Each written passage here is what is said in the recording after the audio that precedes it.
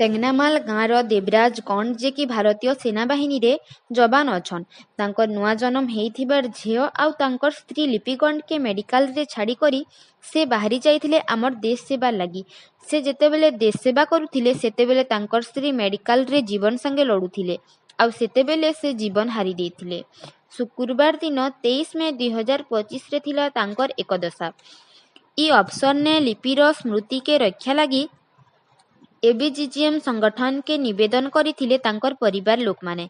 ई अवसर थी से जगह ने Red Cross society Jharsuguda, youngster charitable trust, Bajrang club आउ टेंगनामाल रो गाँव सहयोग रे रक्तदान शिविर करा जाइथिला।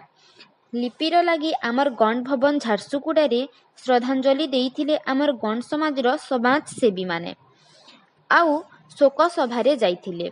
गण समाज रो एबीजीजीएम रो जिला सभापति टिकनाथ नायक, जिला संपादक रोहित ध्रुआ, पूर्व संपादक डमरुधर नायक, श्यामलाल नायक, सुबल ध्रुआ, बसंत भोई, महेंद्र सिदार, माधव सिंह नायक आ धनेश्वर माझी ई जगह ने जोग देइथिले।